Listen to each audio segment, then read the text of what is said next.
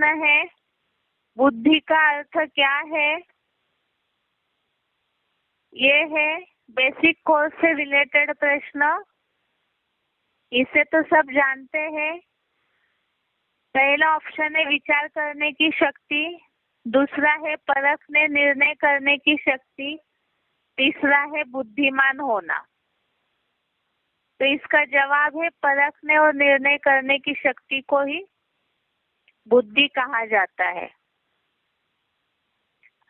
अगला प्रश्न है, पाप का मूल क्या है? अर्थात पाप की शुरुआत कहाँ से होती है? इसमें ऑप्शन है, पहला देहभान, दूसरा पांचों विकार, तीसरा आत्मा निर्लेप है। तो पहला इसका उत्तर है, देहभान से ही पाप आना शुरू होता है। जब शरीर का भान आता है उसके बाद पांच विकार आना शुरू होता है, इसलिए पाप का मूल है देहभान। अगला प्रश्न है, आत्मा शरीर रूपी रथ का स्वामी और बुद्धि क्या है? ऑप्शन है इसमें सारथी, लगाम, घोड़े।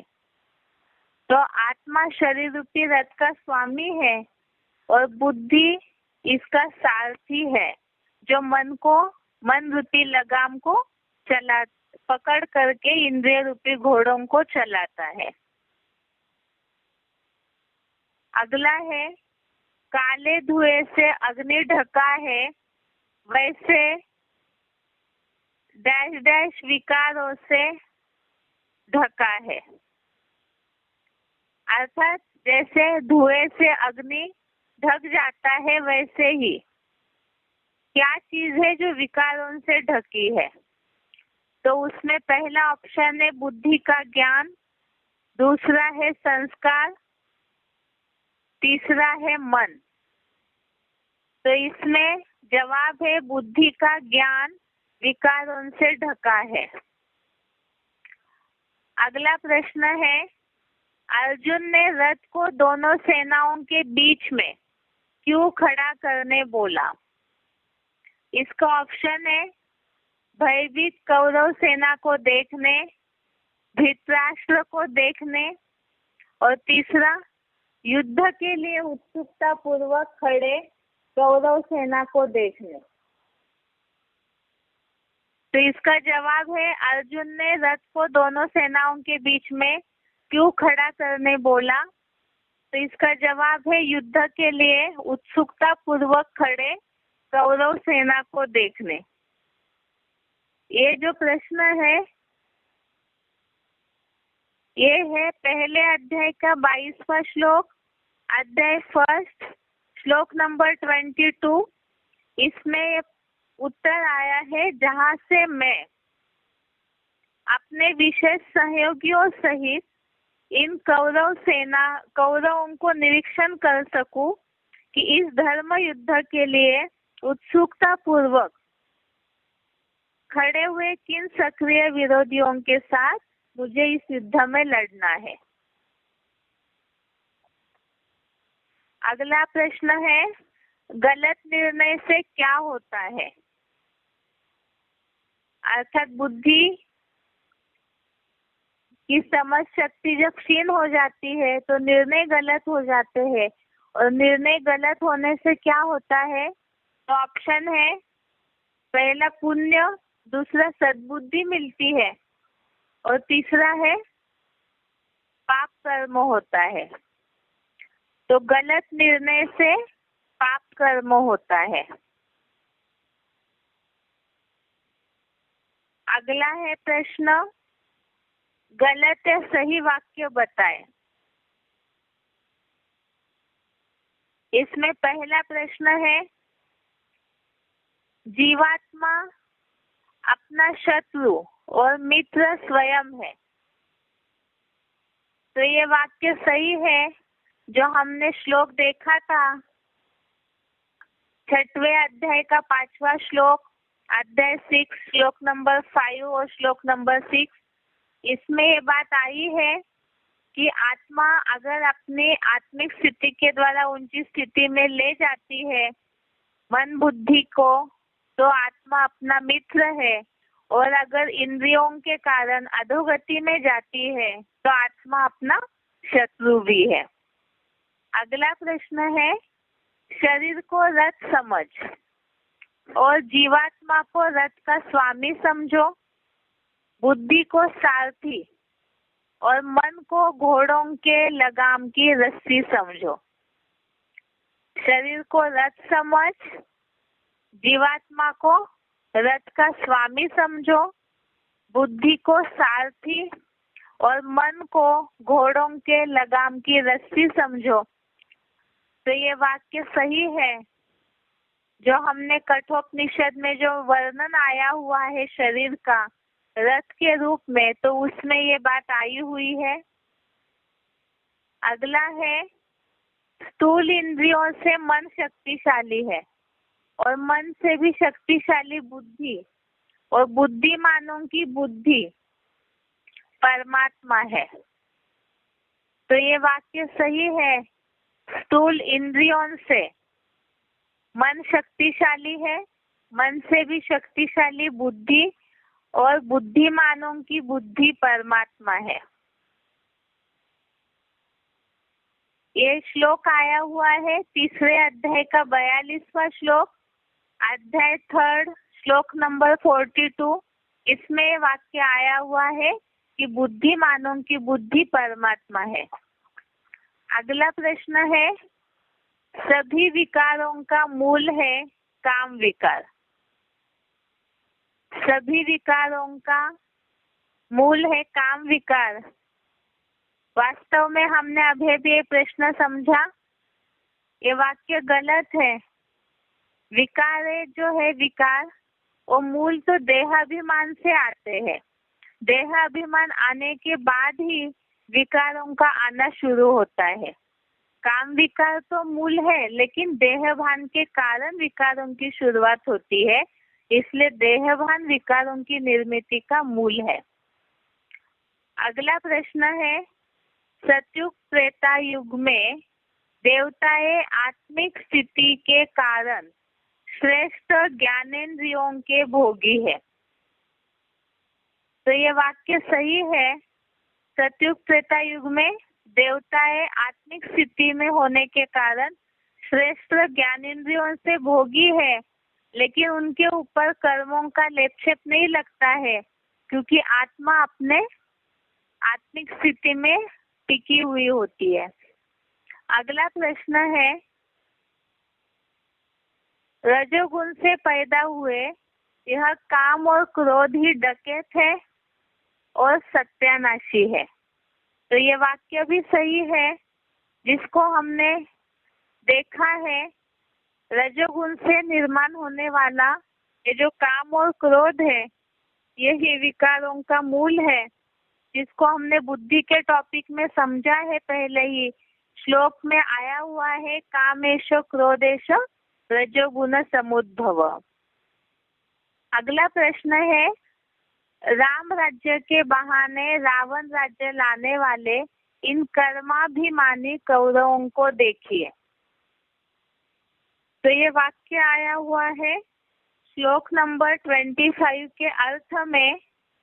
श्लोक नंबर 25 का अर्थ है, उसमें बिल्कुल लास्ट वाक्य है जो बोला है, युद्ध के बीच में, युद्ध भूमि में जब रथ को लाके खड़ा किया तो अर्जुन से वाक्य बोला है कि राम के बहाने रावण राज्य लाने वाले इन पहरी नंगल आदि योजनाओं के कर्माभिमानी कौरवों को देखो।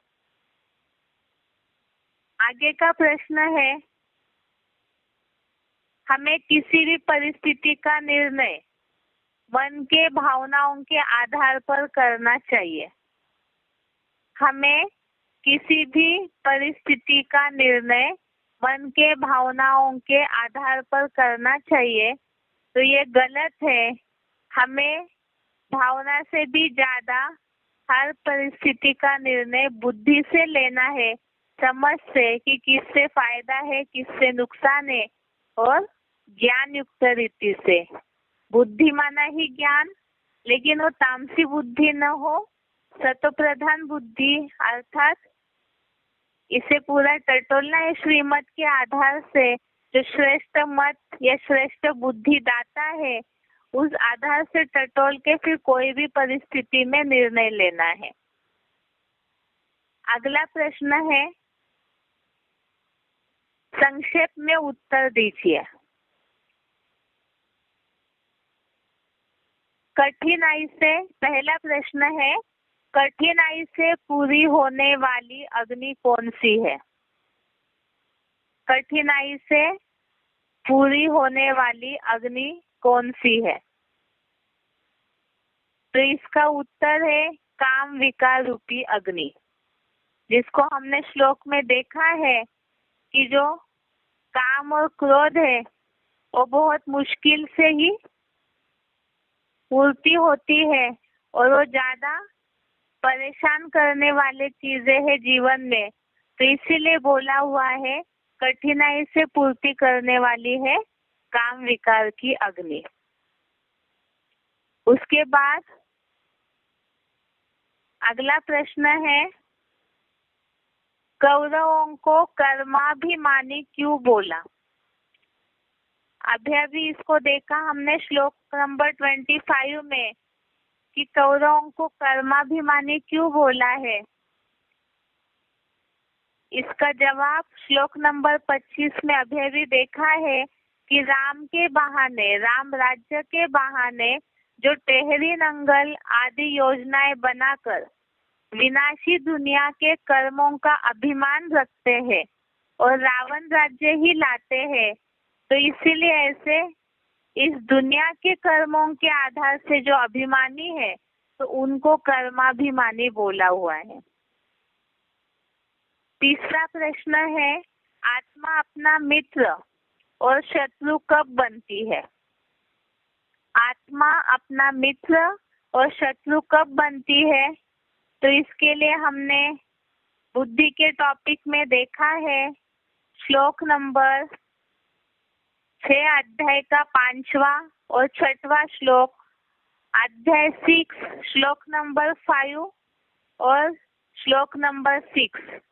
इसमें ये बात आई है, उद्धरेनात् आत्मना उद्धरेत आत्मना आत्मानम न आत्मानम अवसादयेत आत्मा एव ही आत्मनो बंधु आत्मा एव रिपु आत्मनः। जिसमें अर्थ में ये बात आई है, अपने मन बुद्धि द्वारा ज्योति बिंदु आत्मा को ऊंची स्थिति में ले जाए, आत्मा को भ्रष्ट इंद्रियों की अधोगति में न जाने दे, क्योंकि ज्योति बिंदु आत्मा ही अपना मित्र, आत्मा ही अपना शत्रु है। और दूसरा जो 6 अध्याय का 6वां श्लोक है, 6 अध्याय श्लोक नंबर 6, इसमें भी यही बात आई है कि जिसने अपनी चेतन बनी मन बुद्धि द्वारा ज्योति बिंदु आत्मा को जीता है, उसकी आत्मा ही मन जीत होने से अपना मित्र है। और अनात्मस्थ देह भानी की चंचल मन वाली क्षीण बुद्धि आत्मा ही शत्रु की तरह शत्रुता करने में तत्पर रहती है। तो ये 2 श्लोक से ये बात सिद्ध होती है कि आत्मिक स्थिति में है तो आत्मा अपना मित्र है और आत्मिक स्थिति में नहीं है तो आत्मा अपना शत्रु बनती है। अगला है प्रश्न, बुद्धि का ज्ञान काम विकार से ढका हुआ है, इसकी तुलना किससे की है? प्रश्न है, बुद्धि का ज्ञान काम विकार से ढका हुआ है, इसकी तुलना किससे की है? तो इसके लिए हमने श्लोक देखा था 3 अध्याय का 38वां श्लोक, अध्याय 3 श्लोक नंबर 38। इसमें बताया है, धूमेन व्रियते बहिर् यथा आदर्श मलेन च यथा उल्बेन ऋतो गर्भ तथा तेन इदम आवृतम।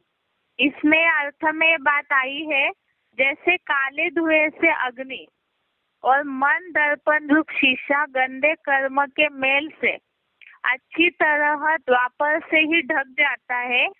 जैसे गर्भ मूत पलिती कर्म से बनी थैली से ढका रहता है, वैसे उस रजोगुण पैदा कर्त्री अर्थात निर्माण करने वाला, रजोगुण निर्माण करने वाला जो भ्रष्ट कामेंद्रिय है, उसके दुष्कर्म से यह बुद्धि का ज्ञान ढका हुआ है। उसके बाद अगला प्रश्न है, शरीर रूपी रथ है और इंद्रिया घोड़े है, इसका वर्णन किस उपनिषद में आया है? वर्णन संक्षेप में बताइए।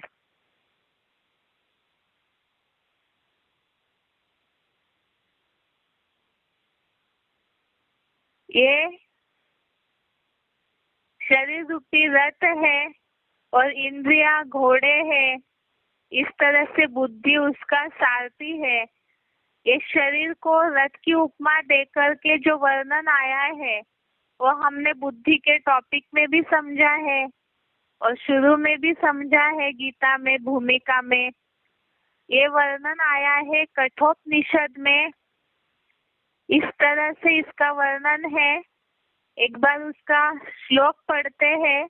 आत्मानम रथिम विद्धि शरीरम रथमेव बुद्धिम तु सारथिम विद्धि मनः प्रग्रहमेव इंद्रियाणि हयान्याहु विषयांस्तेषु गोचरान् आत्मेन्द्रिय मनोयुक्तम भोक्तेर्त्याहुर् मनीषिणः।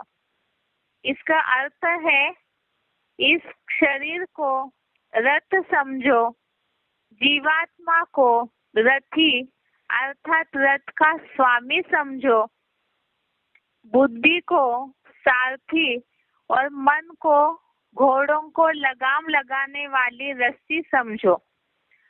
इस शरीर के अंदर जो इंद्रिया है उन्हीं को घोड़े समझो और इंद्रिय गोचर विषयों अर्थात इंद्रियों के विषयों को, उन घोड़ों के विचरण का मार्ग, मन और इंद्रियों से युक्त उस आत्मा को ही विद्वान लोग भोक्ता बताते हैं। तो ये बताया है, शरीर की इंद्रिया जो है वो घोड़े हैं और उसके जो विषय भोग है वो उन घोड़ों के विचरण का मार्ग है।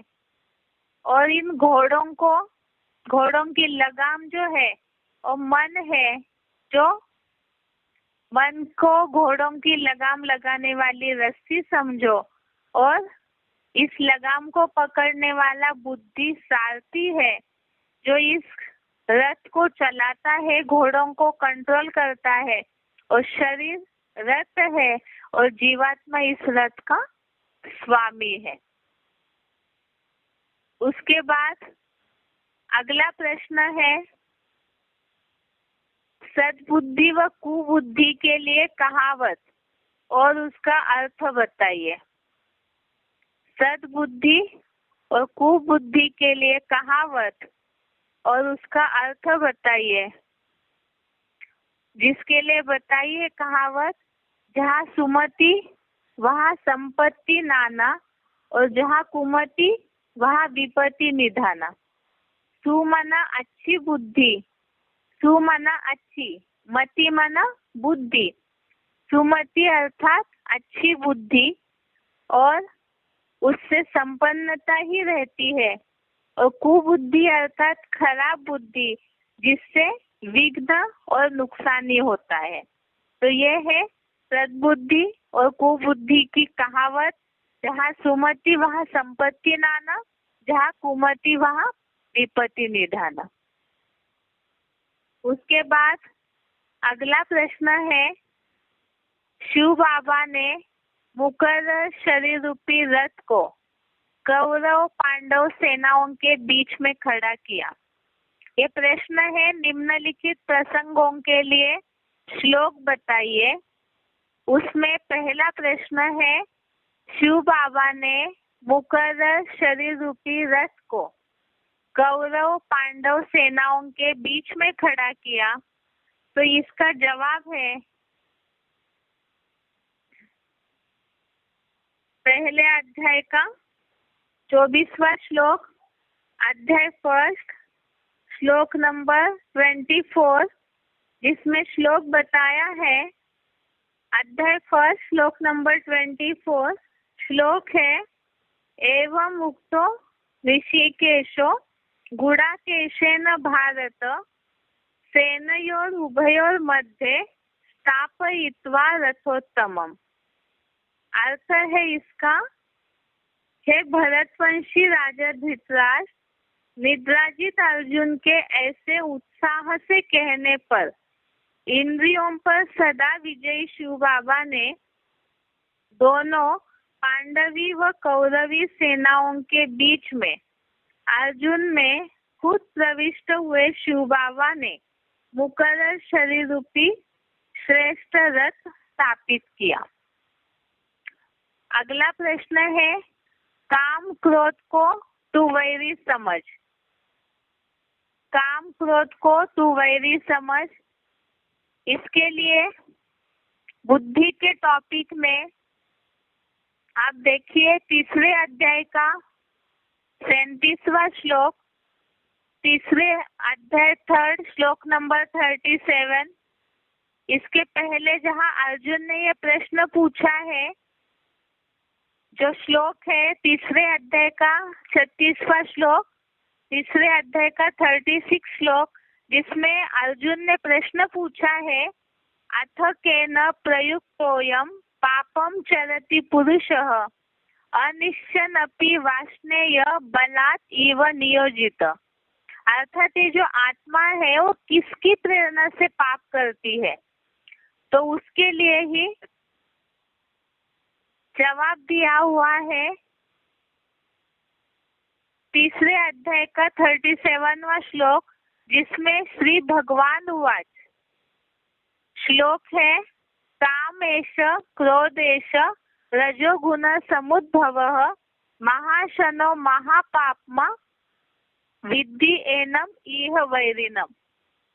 जिसका अर्थ बताया है, द्वापर के 2500 वर्ष में रजोगुण से पैदा यह डकैतों का मुखिया काम विकार और यह सत्यानाशी क्रोध बहुत भोगी है, बड़ा पापी है, क्योंकि कामांग ही विनाशी देह में आत्मा का महापापी भ्रष्टांग है।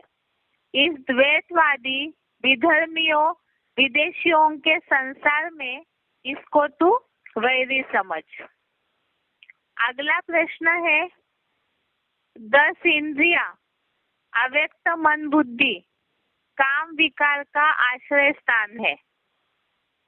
10 इंद्रिया अव्यक्त मन बुद्धि काम विकार का आश्रय स्थान है। इसका जवाब देखिए तीसरे अध्याय का 40वां श्लोक, अध्याय थर्ड श्लोक नंबर 40। तीसरे अध्याय का 40वां श्लोक, इसमें इसका जवाब है 10 इंद्रिया अव्यक्त मन व बुद्धि काम विकार का आश्रय स्थान है। इसका श्लोक है, इंद्रियाणि मनोबुद्धि अस्य अधिष्ठान मुच्यते एतेह विमोह्यति एषः ज्ञानमावृत्य देहिनम्। अर्थ है इसका, 10 इंद्रिया अव्यक्त मन बुद्धि इस काम का द्वैतवादी द्वापर युग से ही देह समझने कारण आश्रय स्थान कही जाती है। यह काम इन प्रबल इंद्रियों की चंचलता के द्वारा बुद्धिगत ज्ञान को ढककर देहधारी देवात्माओं को विशेष रूप से मूढ़ बनाता है।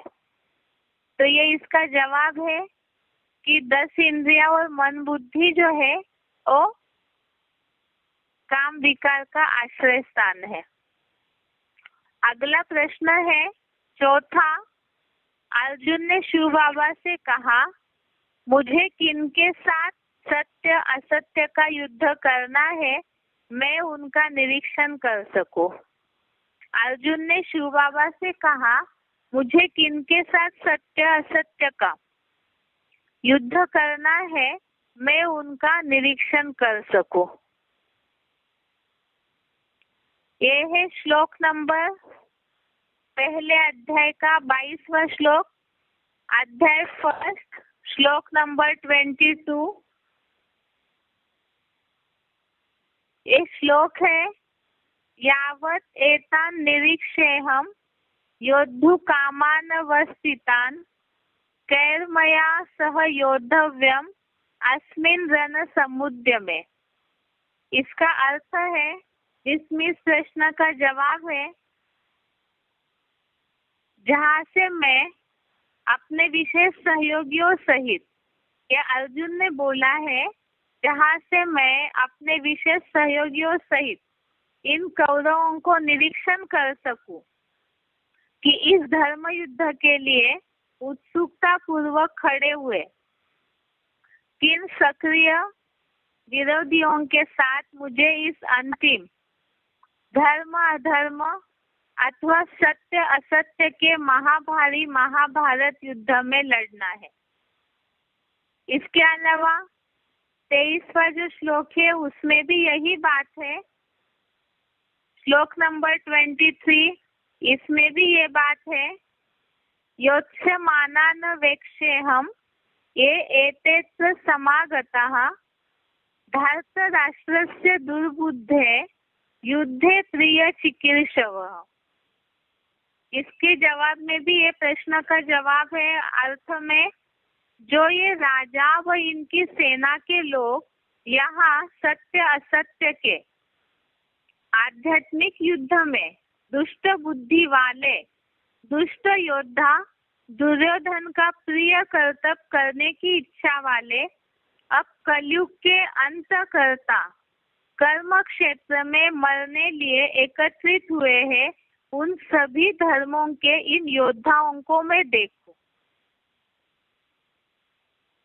उसके बाद अगला प्रश्न है, भीष्म द्रोण आदि मुखियाओं के साथ इस संसार के कुरुक्षेत्र में एकत्रित कर्माभिमानी कौरवों को देखो। तो ये तो हम बहुत बार श्लोक का अर्थ देखे हैं, फिर भी एक बार लास्ट में श्लोक नंबर 25, पहले अध्याय का श्लोक नंबर 25, इसमें ये बात आई है, भीष्म द्रोण प्रमुखतः सर्वेषां च महीक्षिताम् उवाच पार्थ पश्येतान् समवेतान् कुरुन् इति। इसका अर्थ है, और भीष्म द्रोण जैसे मुख्य सब कौरव पक्ष के राजाओं के सामने ऐसे कहा, हे पृथापुत्र पृथ्वी के राजा अर्जुन, यहाँ सारे संसार के कर्म क्षेत्र रूप कुरुक्षेत्र में एकत्र हुए इन राम के बहाने रावण राज्य लाने वाले टेहरी नंगल आदि योजनाओं के कर्माभिमानी कौरवों को देखो।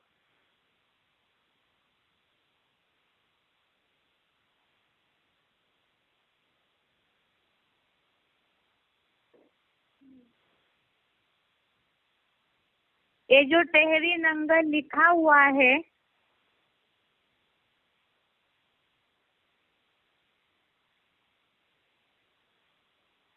टेहरी नंगल, ये जो शब्द यहाँ आया हुआ है, टेहरी नंगल आदि दो योजनाओं के कर्माभिमानी, अर्थात भारतीय गवर्नमेंट के जो बड़े बड़े अधिकारी हैं, जिन्होंने ये जो डैम बनाए हैं, एक तो है भाखड़ा नंगल डैम जो सतलुज नदी पर है, और दूसरा टेहरी बांध, ये उत्तराखंड में देहरादून में गंगा नदी पर बनाया हुआ है। तो ऐसे जो बड़े बड़े डैम बनाकर या बांध बना करके उन्होंने पानी को रोक करके प्रजा के लिए सुविधाएं उपलब्ध की, तो इन सब योजनाओं का उन कौरवों को अभिमान है। इसीलिए ये बात यहाँ आई कि भीष्म द्रोण आदि मुखियाओं के साथ इस संसार के कुरुक्षेत्र में एकत्रित हुए इन कर्माभिमानी कौरवों को देखो। इस तरह से आज ये श्लोक टेस्ट के जवाब हो गए। अभी आपका गीता का किताब वैसे खुला ही होगा। अगला श्लोक देखते हैं। श्लोक नंबर 26, श्लोक नंबर 26, पहले अध्याय का श्लोक नंबर 26।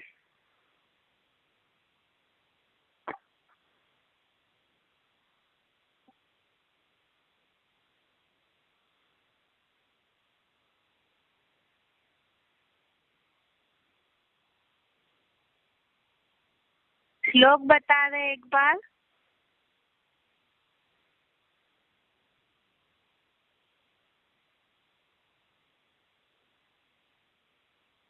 तत्र पश्यत् स्थितान् पार्थ पितॄनथ पितामहान् आचार्यान् मातुलान् भ्रातॄन् पुत्रान् पौत्रान् सखीन् तथा श्वशुरान् सुहृदयश्चैव सेनयोर उभयोरपि। दोबारा पढ़ रहे एक बार श्लोक। तत्र पश्यत् स्थितान् पार्थ पितॄनथ पितामहान् आचार्यान् मातुलान् भ्रातॄन् पुत्रान् पौत्रान् सखीन् तथा श्वशुरान् सुहृदयश्चैव सेनयोर उभयोरपि। एक बार इसका संधि विच्छेद देखते हैं।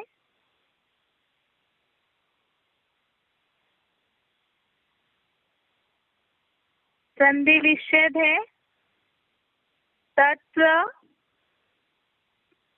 अपश्यत् स्थितान् पार्थः पितॄन् अथ पितामहान् आचार्यान् मातुलान् भ्रातॄन् पुत्रान् पौत्रान् सखीन् तथा श्वशुरान् सुहृद च एव सेनयो उभयो अपि।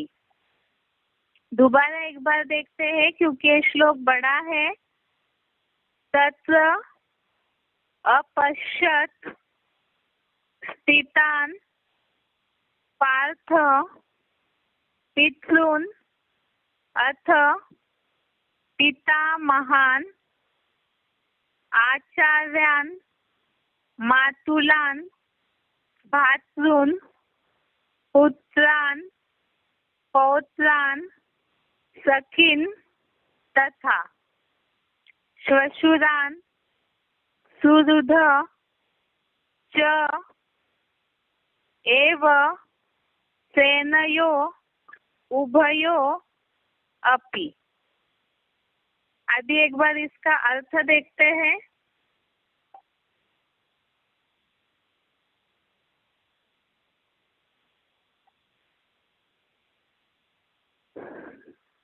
ये बात पहले भी बताई थी कि जिस तरह से श्लोक में शब्द है तो अर्थ में वैसे शब्द नहीं आते हैं।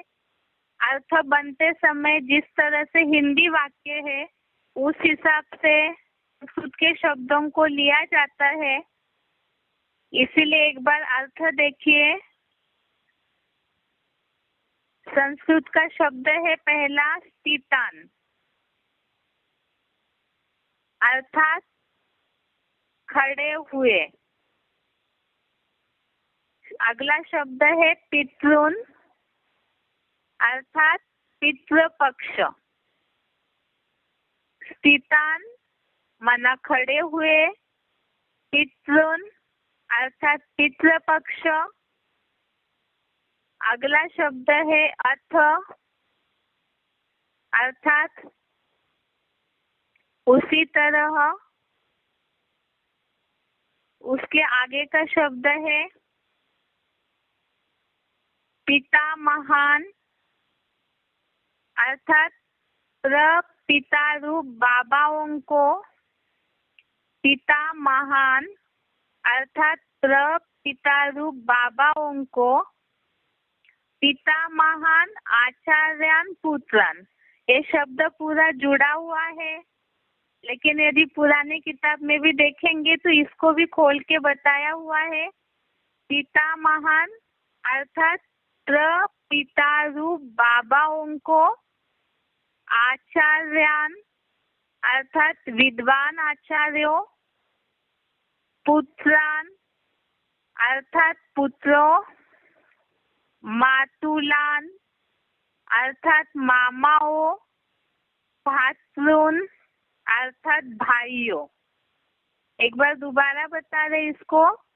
पिता महान अर्थात प्रपिता रूप बाबाओं को आचार्यान अर्थात विद्वान आचार्यों, पुत्रान अर्थात पुत्रों, मातुलान अर्थात मामाओं, भातृन अर्थात भाइयों। उसके आगे देखिए पौत्रान अर्थात पौत्रों, सखीन अर्थात मित्रों, श्वशुरा अर्थात श्वशुरों, च अर्थात और, तथा अर्थात उसी तरह, सुहृद अर्थात सगे संबंधियों को। दोबारा देखिए एक बार। पौत्रान अर्थात पौत्रों, सखीन अर्थात मित्रों, श्वशुरा अर्थात श्वशुरों को, च और, तथा उसी तरह, सुहृद अर्थात सगे संबंधियों को। आगे है अपेव अर्थात स्पष्टतः, उभयो अर्थात दोनों, सेनयो अर्थात सेनाओं के बीच, स्थितान अर्थात स्थित हुआ, तत्र अर्थात वहाँ, पश्चात अर्थात देखा। दोबारा देखिए एक बार। अपेय अर्थात स्पष्टतः, उभयो अर्थात दोनों, सेनयो अर्थात सेनाओं के बीच, स्थितान अर्थात स्थित हुआ, तत्र अर्थात वहाँ, पश्चात माना देखा। अब दोबारा इसका अर्थ देखते हैं शुरू से। खड़े हुए पितृपक्ष को उसी तरह प्रपिता रूप बाबाओं को विद्वान आचार्यों, पुत्रों, मामाओं, भाइयों, पौत्रों, मित्रों, श्वशुरों और उसी तरह सगे संबंधियों को स्पष्टतः दोनों सेनाओं के बीच स्थित हुआ देखा। एक बार दोबारा देखिए। केवल डार्क वाले अक्षरों वाला अर्थ। खड़े हुए पितृपक्ष को उसी तरह प्रपिता रूप बाबाओं को विद्वान आचार्यों, पुत्रों, मामाओं, भाइयों, पौत्रों, मित्रों, श्वशुरों और उसी तरह सगे संबंधियों को स्पष्टतः दोनों सेनाओं के बीच स्थित हुआ देखा। अभी क्लैरिफिकेशन सहित अर्थ देखते हैं। जो शब्द लिखा है खड़े हुए पितृपक्ष, तो कहाँ खड़े हैं ये बताया, धर्म युद्ध भूमि में खड़े हुए पितृपक्ष। और ये पितृपक्ष माना कौन है इसके लिए भी बताया। धर्म युद्ध भूमि में खड़े हुए पितृपक्ष के आसुरी धर्मों के बीच पूर्वजों को, अर्थात यहाँ कौरव सेना का निरीक्षण की बात आई है। और ये जो भी कौरव सेना की आत्माएं है, कौरव माना तो हमने समझा है कि जितने भी विधर्मी है, जो प्रजा परस्त है, प्रजा को इकट्ठा करने में लगे रहते हैं, और जितने भी सूर्यवंश और चंद्रवंश दोनों को छोड़कर जितने भी लेफ्टिस्ट राइटिस्ट है विधर्मी धर्म, तो सारे आसुरी धर्म बोले गए हैं। और उन आसुरी धर्मों के बीच पूर्वजों को, अब वो कहाँ खड़े हैं? धर्म युद्ध भूमि में। ये बात तो हम भगवत गीता के श्लोक में, अर्थात लौकिक दुनिया भक्ति मार्ग से ही सब जानते हैं कि गीता एक युद्ध भूमि में बताया गया शास्त्र है। लेकिन हम ज्ञान के आधार से इसे समझते आए हैं कि कोई ऐसा स्थूल युद्ध हुआ नहीं है। ये वास्तव में ही हिंसा वाला युद्ध नहीं है, बल्कि ये धर्म का अधर्म का बीच का, सत्य और असत्य के बीच का युद्ध है। और जो अनेक धर्म जहाँ कलयुगांत की भूमि में इकट्ठा हुए हैं, तो उस कलयुगांत के अनेक धर्मों की भूमि में जहाँ संघर्ष होता है, धारणाओं का, मत मतांतरों का, कर्म कांडों का, तो उसके बीच की ये युद्ध भूमि है। इसलिए बोला ऐसे धर्म युद्ध भूमि में खड़े हुए पितृपक्ष, अर्थात आसुरी धर्मों के बीच पूर्वजों को, उसी तरह विपक्ष में खड़े भीष्म जैसे प्रपिता रूप बाबाओं को, अर्थात भीष्म जैसे जो पितामह शब्द आया हुआ है, उसके अलावा विद्वान आचार्यों माना द्रोण, कृपाचार्य जैसे जो विद्वान आचार्य है, उसके अलावा पुत्रों, मामाओं, भाइयों, पौत्रों, मित्रों, श्वशुरों और उसी तरह और भी अनेकों सगे संबंधियों को कौरव पांडव दोनों सेनाओं के बीच स्थित हुआ वहां देखा। तो ये बात आई है कि यहाँ पर दोनों सेनाओं के बीच में जब युद्ध भूमि में रथ खड़ा हुआ, तो किसको किसको अर्जुन ने देखा है, तो बात का वर्णन यहाँ बताया हुआ है। एक बार दोबारा इस अर्थ को पढ़ते हैं। धर्म युद्ध भूमि में खड़े हुए पितृपक्ष के आसुरी धर्मों के बीच पूर्वजों को, उसी तरह विपक्ष में खड़े भीष्म पितामह जैसे प्रपिता रूप बाबाओं को, विद्वान आचार्यों माना द्रोणाचार्य, कृपाचार्य जैसे विद्वान आचार्यों, पुत्रों, मामाओं, भाइयों, पौत्रों, मित्रों, श्वशुरों और उसी तरह और भी अनेकों सगे संबंधियों को स्पष्टतः कौरव पांडव दोनों सेनाओं के बीच स्थित हुआ वहां देखा। वहां अर्थात युद्ध भूमि में। एक बार इसका उच्चारण सुनते हैं और अर्थ सुनते हैं।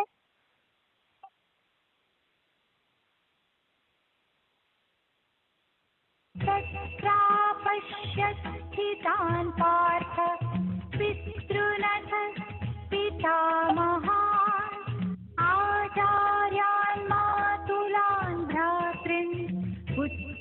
पौत्रान् सखीन् सता श्वशुरान् सुहृदश्चैव सेनयोरुभयोरपि। धर्म युद्ध भूमि में खड़े हुए पितृपक्ष के आसुरी धर्मों के बीच पूर्वजों को, उसी तरह विपक्ष में खड़े भीष्म जैसे प्रपिता रूप बाबाओं को, विद्वानाचार्यों, पुत्रों, मामाओं, भाइयों, पौत्रों, मित्रों, श्वशुरों और उसी तरह और भी अनेकों सगे संबंधियों को स्पष्टतः कौरव पांडव दोनों सेनाओं के बीच स्थित हुआ वहां देखा। तत्रापश्यत् स्थितान् पार्थ पितॄनथ पितामहान् आचार्यान् मातुलान् भ्रातॄन् पुत्रान् पौत्रान् सखीन् सता श्वशुरान् सुहृदश्चैव सेनयोरुभयोरपि। धर्म युद्ध भूमि में खड़े हुए पितृपक्ष के आसुरी धर्मों के बीच पूर्वजों को, उसी तरह विपक्ष में खड़े भीष्म जैसे प्रपिता रूप बाबाओं को, विद्वानाचार्यों, पुत्रों, मामाओं, भाइयों, पौत्रों, मित्रों, श्वशुरों और उसी तरह और भी अनेकों सगे संबंधियों को स्पष्टतः कौरव पांडव दोनों सेनाओं के बीच स्थित हुआ वहां देखा।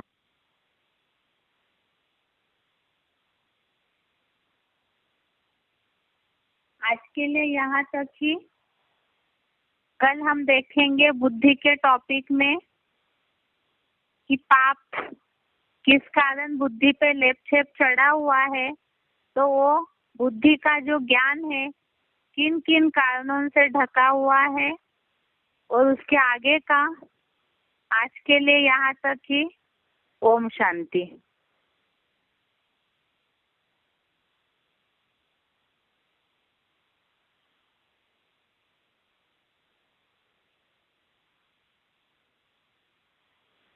Goodbye.